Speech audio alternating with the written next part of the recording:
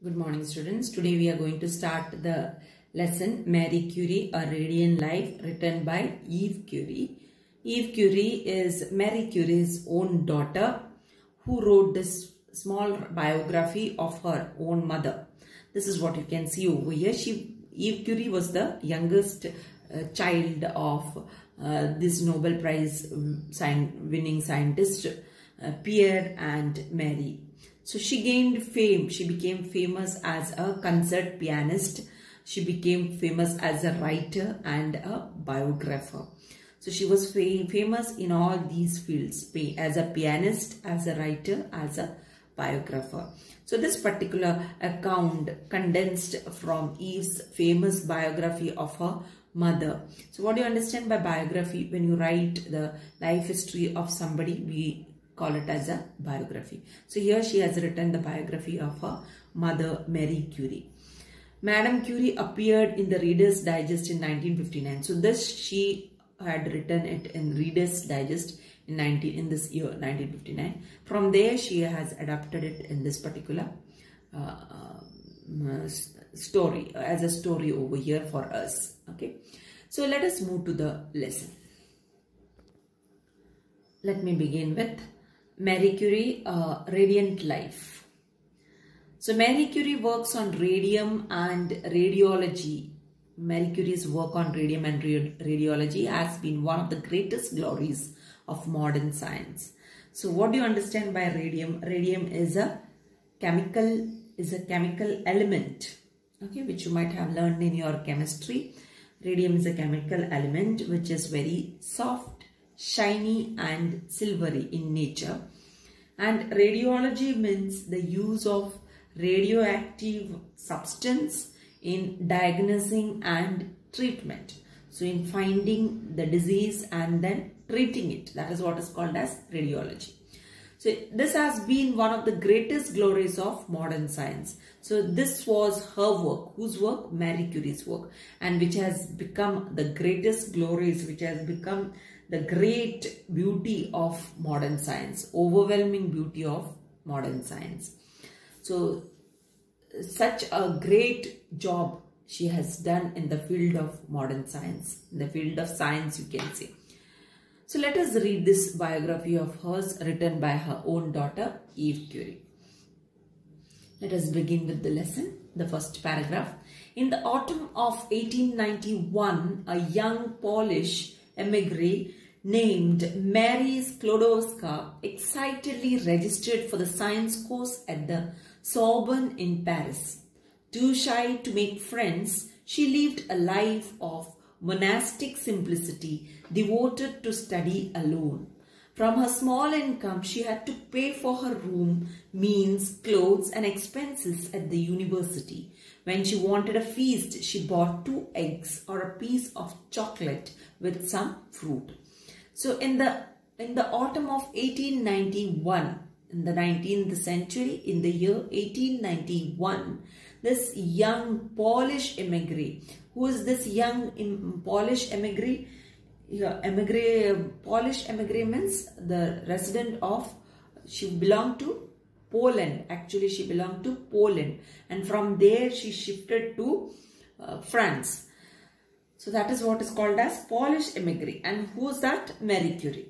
Named Marie Sklodowska. At that time, she was Marie Sklodowska. She was not married to Pierre Curie. So her surname didn't change.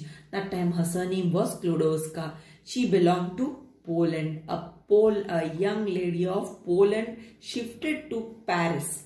For what? She shifted to Paris to do her higher study, to do her science course. So she came over here, registered herself for this science course, where at Sorbonne in Paris. So she registered herself in the university, in Sorbonne University in Paris. Too shy to make friends. So this young lady was a very shy type of a lady. She felt shy to make friends too. She lived a life of monastic simplicity. So she lived a very simple life.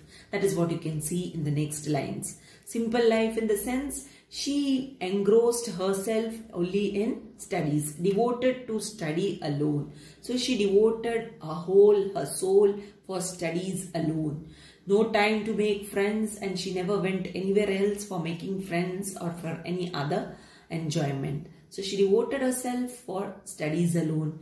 From her small income, so she earned a little, and from that little income, she managed to cope up with her payment of the room, for her accommodation, for her means, that is for her food, then for her clothes, and for the expenses at the university. So with that little money, she overcame all these things. Room, in the sense accommodation where she was staying, right?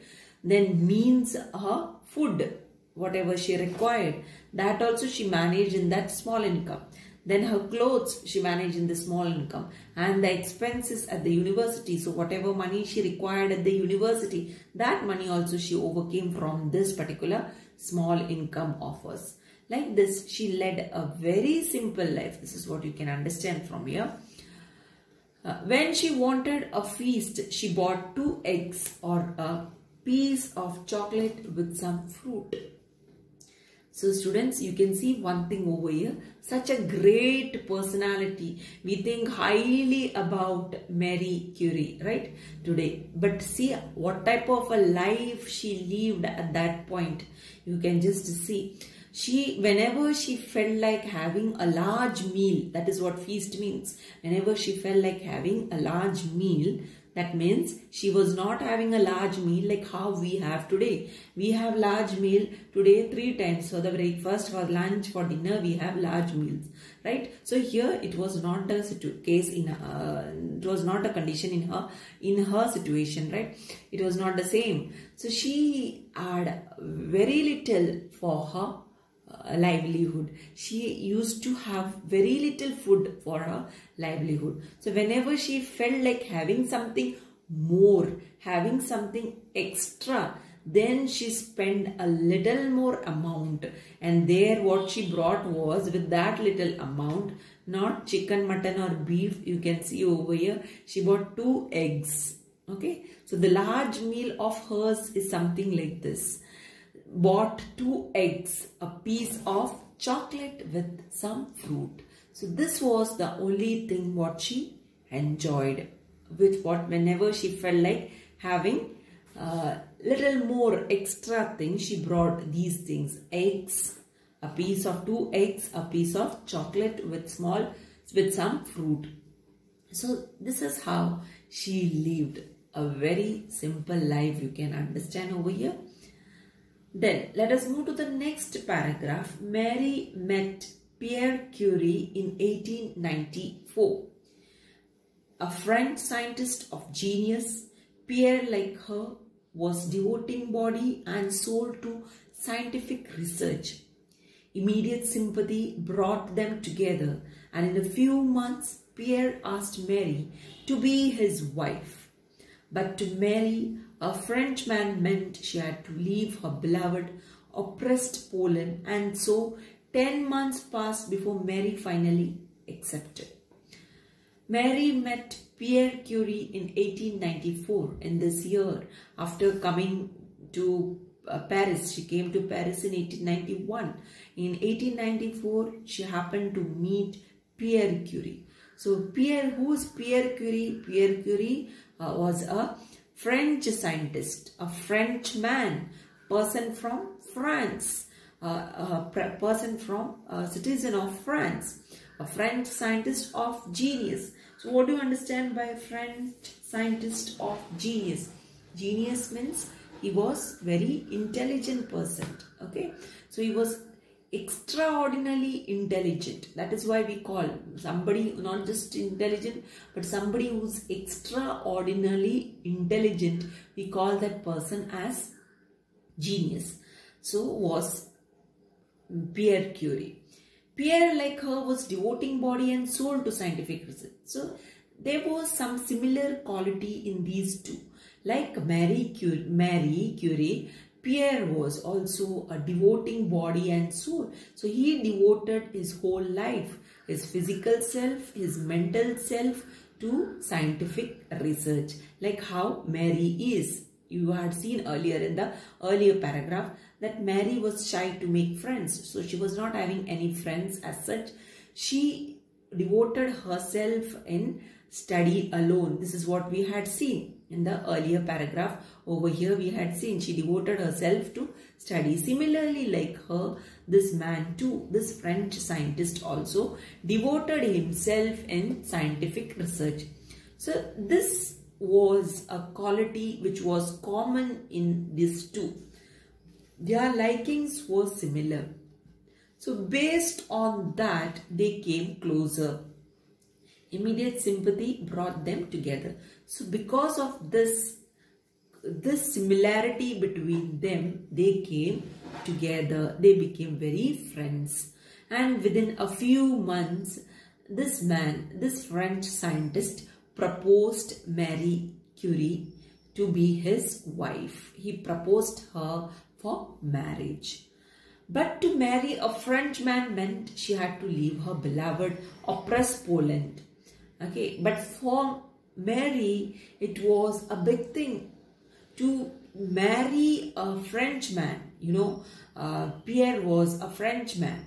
To marry a Frenchman meant that she had to leave her beloved Poland and to be a citizen of France for forever in her life.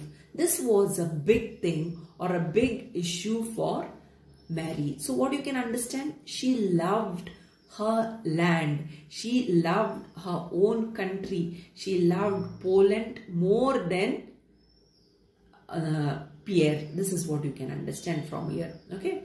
So because of this love for her nation, for her place, for Poland, she didn't give a reply to Pierre Curie at that particular time. So it took at about 10 months for her to give a response to Pierre. So she replied after 10 months. She agreed to get married to Pierre Curie. So 10 months passed before Mary finally accepted. So after 10 months, Mary finally accepted the proposal of Pierre Curie. And then they got married. They got married with each other, Mary and Pierre. And like that, Mary Sklodowska became Marie Curie. So this is how she got the name Marie Curie, and later on she became famous by this name as Marie Curie. So let us move to the next paragraph of this lesson. Their life together in a little flat was singularly lacking in comfort. They refused the furniture offered to them by Pierre's father. The bare quarters were furnished only with books, 2 chairs and a white wooden table. On the table were the treatises on physics, a lamp, a bunch of flowers, and that was all. Their life together in a little flat was singularly lacking in comfort. So they together, now they got married, they were staying in a small flat, and this was singularly lacking in comfort. What do you understand by singularly? Singularly means extremely lacking in comfort. That means they were not having much comfort over there. They were not having much of the things inside this flat. They were hardly having things what is required for them on the basis of their studies.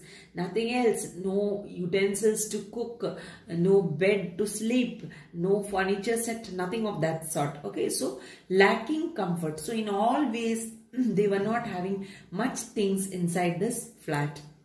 They refused the furniture offered to them by Pierre's father. Pierre's father offered some furniture to them which they refused. They said no to it.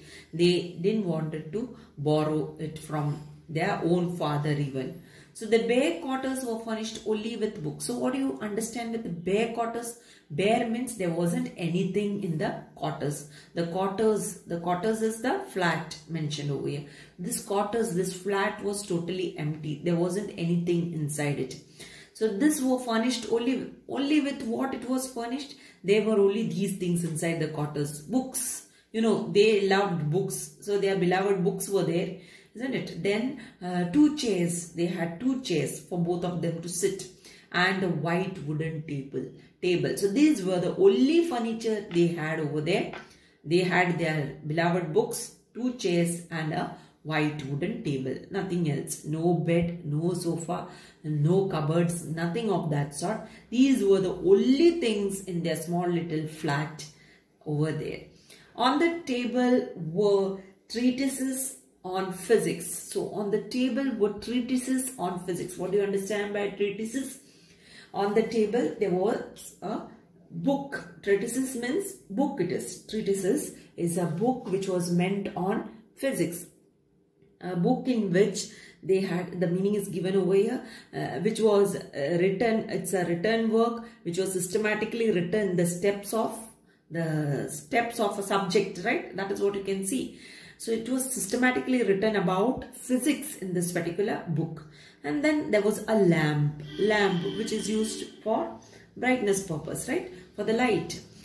A bunch of flowers. So this doesn't cost anything, isn't it? Bunch of flowers. So these were the only things inside, and that was all. So these were the only thing inside their small little flat. That is why it is called, it was singularly lacking in comfort. That means it was extremely lacking in comfort. Extremely. There wasn't any sort of comfort in that flat.